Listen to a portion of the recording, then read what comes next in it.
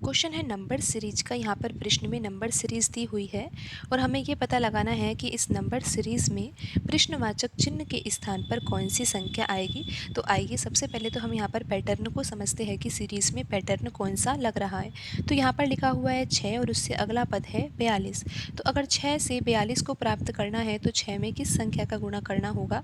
6 में अगर हम 7 का गुणा करते हैं तो 42 को प्राप्त किया जा सकता है। 6 गुणा 7 कितना होता है, 42 होता है। लेकिन अभी हम यहाँ पर ये नहीं बता पाएंगे कि 42 के बाद अगली संख्या क्या आएगी, क्योंकि अभी हम पैटर्न को बिल्कुल अच्छे से नहीं समझ पाए हैं ना, कि यहाँ पर सिर्फ हम एक ये जानकर कि 6 का गुणा 7 से किया है और 42 आ गया, तो अभी हम पैटर्न को नहीं पता लगा पाएंगे। लेकिन यहाँ पर एक संबंध और भी तो दिया हुआ है कि 1260 के बाद अगली संख्या 5040 है। तो हम यहाँ पर संबंध देख लेते हैं, तो क्या पता हमें पैटर्न समझ में आ जाए।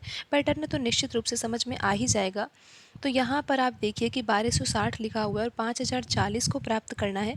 तो 1260 में हमें किसका गुणा करना होगा, 4 का गुणा करना होगा, क्योंकि आप देख सकते हो कि 1260 है ये।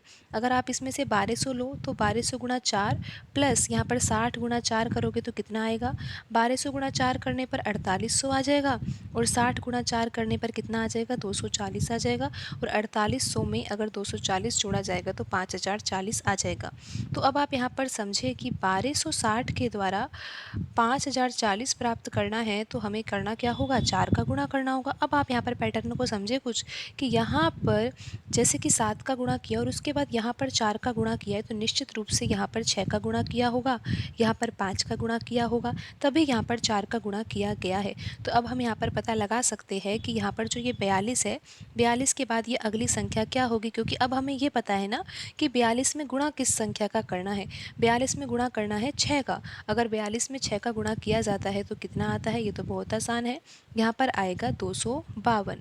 तो यहाँ पर हम लिख लेते हैं 252। तो अब हमें ये पता चल गया है कि प्रश्नवाचक चिन्ह के स्थान पर कौन सी संख्या आएगी, 252 आएगी।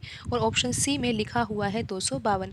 लेकिन फिर भी हम यहाँ पर ये जाँच कर लेते हैं कि 252 के बाद जो अगली संख्या 1260 है वो इसी पैटर्न से आ भी रही है या नहीं।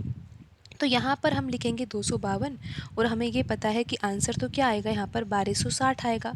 तो 252 में 5 का गुणा करना है, ये भी आपको पता है कि पहले 7 का गुणा किया, फिर 6 का, फिर 5 का और फिर यहाँ पर 4 का गुणा तो किया ही हुआ है।